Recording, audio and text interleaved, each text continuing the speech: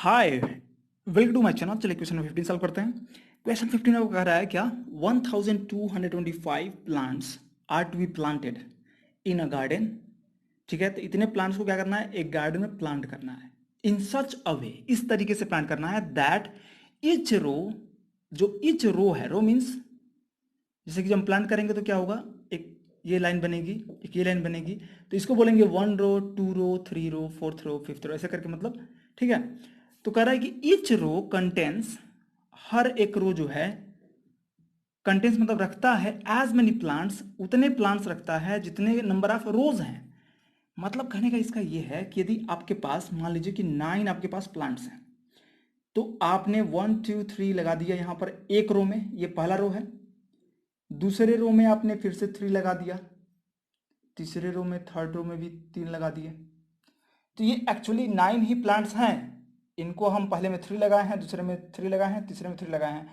यहाँ पर हम देख रहे हैं कि 3 रोज हैं। ये पहला रो है, this is first row, this is the second row, this is the third row. लेकिन एक बात और देख रहे हैं कि हर एक रो में यदि 3 रो हैं तो 3 प्लांट्स भी हैं। इसी बात को यहाँ पे बोल रहा है, each row contains as many plants, मतलब कि यहाँ पे 3 हैं, as the number of rows, जितने रोज हैं, तो रोज यहाँ पे 3 है तो 3 प्लांट्स होंगे ईच रो में। बात सुना रही है? तो इसी बात को, इसी फिगर को हम बनाते हैं 1225 के केस में।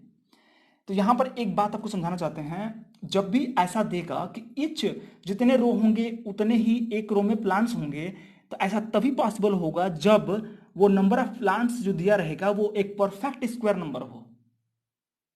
ठीक है, मतलब एक्चुअली ये स्क्वायर ही बन रहा है। जैसे कि हम 25 लेंगे तो 5 को बनाएंगे, सो 1 2 3 4 5, फिर 1 2 3 4 5, 1 2 3 4 5, 1 2 3 4 5, 1 2 3 4 5।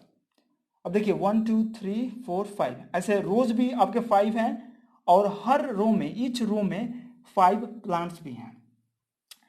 तो कहने का मतलब है, एग्जैक्टली हम समझ चुके हैं, मतलब कि ये स्क्वायर नंबर ही होगा। तो हम क्यों ना इसको इसके लिए बनाएं जो हमारा नंबर दिया हुआ है। तो 1225 इसके लिए बनाते हैं। तो हमारे पास मान लीजिए कि यहाँ पर हमें पता नहीं कि कितने नंबर ऑफ प्लांट्स हैं एक रो में। तो मान लीजिए कि ये एन प्लांट्स हैं एक रो में। ठीक है, डॉट डॉट डॉट कहाँ तक, एन प्लांट्स। ग्रेट, हम मान तो सकते हैं ना, बिल्कुल हमें पता नहीं है कि एक रो में कितने प्लांट्स हैं। अब लेकिन हमें यह पता है कि यदि एक प्लांट्स में एन प्लांट्स होंगे, एन मतलब पता नहीं, एन प्लांट्स हैं, और यदि एन प्लांट्स होंगे तो हमें यह पता है कि उतने ही नंबर ऑफ रोज होंगे। मतलब ये नीचे वाले जो ये वाले जाएंगे ना, ऐसे ऐसे, ये एन होंगे, एन ही नंबर। तो मतलब कहने का ये है कि ये डॉट डॉट डॉट यहां पर लिख देंगे एन रोज। यदि एन प्लांट्स हैं एक रो में तो एन नंबर ऑफ रोज होंगे, इतना पता हमें है। तो इसका मतलब ये हुआ, तो यदि हम ये फाइंड करना चाहें कि कितने नंबर ऑफ प्लांट्स हैं इसमें, तो हम क्या करेंगे, आप पढ़े होंगे, हम या तो सबको काउंट कर दें, या फिर हमें पता नहीं है कि एन क्या है, इसलिए हम क्या करेंगे, नंबर ऑफ रोज को मल्टीप्लाई करेंगे इस एन में, एन इंटू एन कर देंगे, तो हमारा निकल जाएगा कितने नंबर ऑफ प्लांट्स हैं इसमें। मतलब इसी बात को मैं कह सकता हूं कि केवल आप स्क्वायर रूट निकाल लीजिए 1225 का, आपको मिल जाएगा कितने एक रो में प्लांट्स हैं।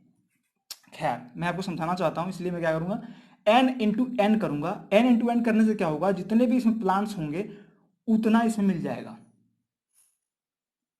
समझ में आ रहा है? मतलब क्या करूंगा मैं, तो हियर मैं लिख सकता हूं कि total number of plants, total number of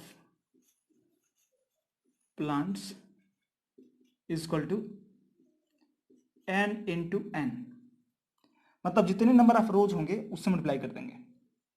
इसी बात को मतलब छोटे में आप समझ सकते हैं, जैसे मान लीजिए 3 रोज हैं यहाँ पे, 1 2 3, 3 प्लांट्स हैं और 3 रो भी हैं, तो नहीं कर सकते हैं। देखिए यहाँ पे थ्री प्लांट्स हैं, ये 3 मतलब ये वाला एन, और ये वाला 3 मतलब ये वाला एन, तो 3 3 जा 9, 9 प्लांट्स हैं ही यहाँ पे।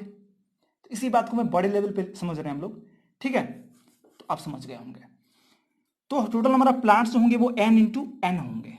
तो n इंटू एन का मतलब क्या हुआ, आप पढ़े हैं n स्क्वायर, और टोटल नंबर ऑफ प्लांट्स हमारा दिया हुआ है इतना, तो हम इसी को इक्वल टू लिख देंगे इसके बराबर 1225। अब क्या करेंगे, बोथ साइड्स में स्क्वायर रूट ले लेंगे। तो taking square roots on both sides we will get n is equal to under root 1225। इसका मतलब कि हमें इसका क्या करना पड़ेगा, प्राइम फैक्टराइजेशन करके इसको निकालना पड़ेगा, क्योंकि हम यही मेथड जानते हैं केवल। तो कर देते हैं यहाँ पे 1225, 5 से पहले करेंगे 5 2 ज़ा 10, 5 2 ज़ा 10, 5 5 ज़ा 25, फिर 5 से होगा 5 4 ज़ा 20, 5 4 ज़ा 20, 5 5 5 ज़ा 25, 5 9 ज़ा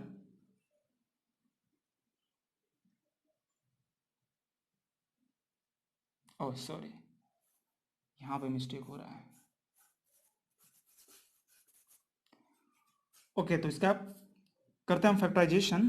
तो पहले हम 5 से करेंगे, तो 5 2 ज़ा 10, 2 बचा 22, 5 4 ज़ा 20, 5 5 ज़ा 25, फिर 5 से करेंगे 5 4 ज़ा 20, 5 9 ज़ा ओके, फिर हम 7 से करेंगे 7 7 ज़ा 49 और 7 ज़ा 7। तो हमारा ये हो गया है। अब हम क्या करेंगे, यहाँ पर हम देख पा रहे हैं कि इसका स्क्वायर रूट निकल पा रहा है, तो n इज इक्वल टू क्या हो जाएगा यहाँ पे, here n is equal to, ध्यान समझिएगा, हम इसको इसके अंदर रख देंगे 5 इंटू 5 इंटू 7 इंटू 7। तो हम इसको लिख सकते हैं 5, जैसे कि यहाँ पर बन रहा है, यहाँ पे पेयर को बाहर निकाल लीजिए, 5 इंटू 7, 5 7 जा 35।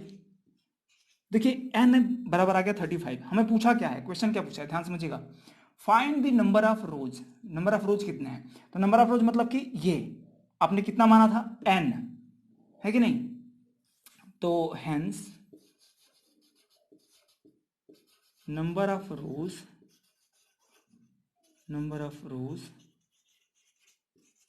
इक्वल टू 35, क्योंकि 35 आ रहा है n की वैल्यू। अब क्या बोल रहा है, the number of plants in each row. तो नंबर ऑफ प्लांट्स कितने हैं इसमें, देखिए n प्लांट्स हैं, तो n की वैल्यू जो होगी वही नंबर ऑफ प्लांट्स भी होगा। Also the number